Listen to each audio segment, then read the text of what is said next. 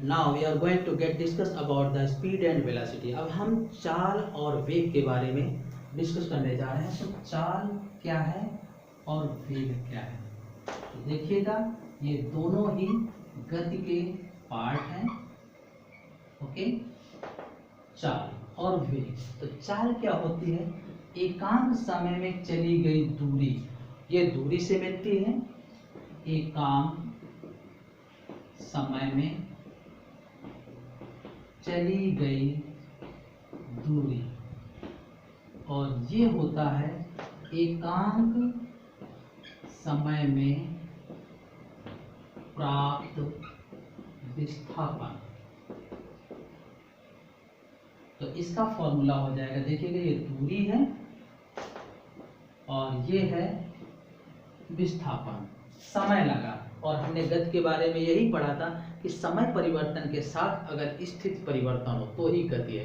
तो ये दोनों गति के पार्ट है, तो इनमें समय लगेगा। तो एकांक समय में चली गई दूरी चाल हो जाएगी, और एकांक समय में प्राप्त विस्थापन तो वेग हो जाएगा। तो चाल का फॉर्मूला बनेगा दूरी बटे समय, और वेग का फॉर्मूला हो जाएगा विस्थापन बटे समय। अब देखिएगा दोनों के मात्रक क्या बनेंगे इसके हिसाब से। तो मात्रक हो जाएगा दूरी मीटर में और समय सेकंड में, तो मीटर प्रति सेकंड, और इसका भी मात्रक हो जाएगा मीटर प्रति सेकंड। लेकिन ये विस्थापन से मिली है और ये दूरी से मिली है।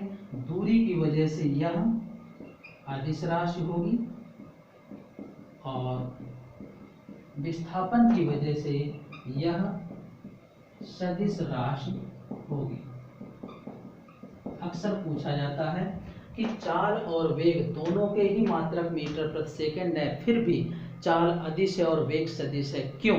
तो इसका कारण है कि चाल दूरी से प्राप्त होती है और दूरी अदिश राशि है, इसलिए यह अदिश राशि होगी। और जबकि वेग विस्थापन से प्राप्त होता है, विस्थापन बटे समय, और वेग विस्थापन कैसी राशि है? सदिश, इसलिए सदिश से प्राप्त होने वाली राशि सदिश होगी, इसलिए वेग सदिश राशि। अब हम डिस्कस करते हैं एक एक करके समान और असमान।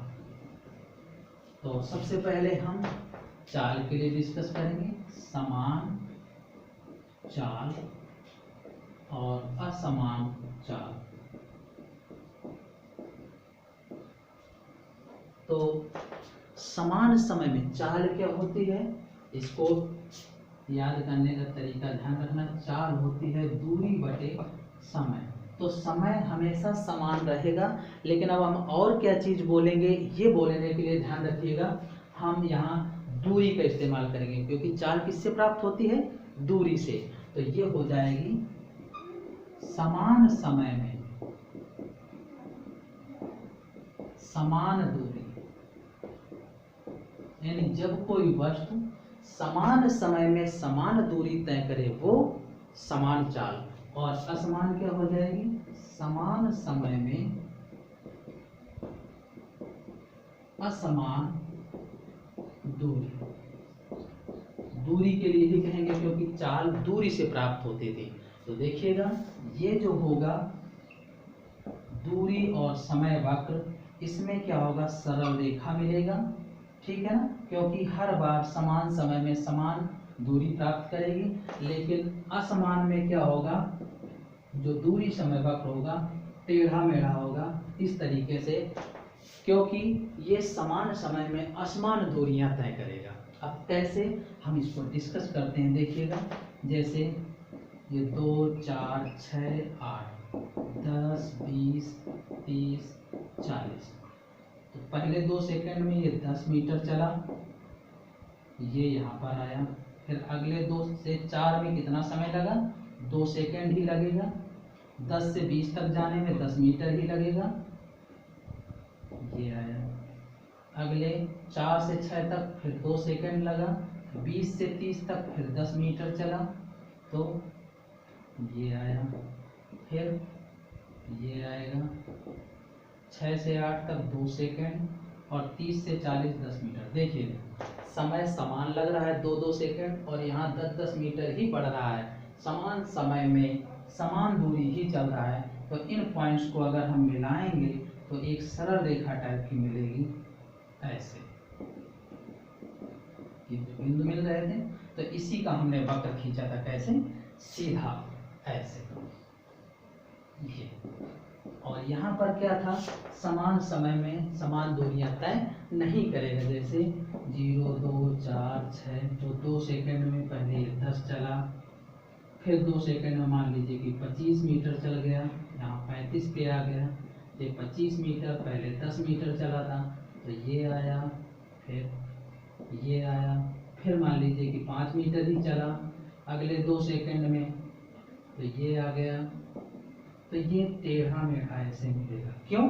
क्योंकि यहाँ पर समान समय, देखिए 0 से 2 2 सेकंड, 2 से 4 2 सेकंड, 4 से 6 2 सेकंड, समय तो समान लग रहा है लेकिन ये दूरियां भिन्न भिन्न चल रहा है, समान समय में असमान दूरियां चल रहा है, इस वजह से इसका वक्र कैसा आया था, टेढ़ा में आया।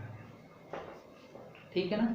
इसी तरीके से अब जब ये बोला जाएगा समान वेग और असमान वेग, तो वेग जो मिलता है वो विस्थापन बटे समय से, यानी समान समय में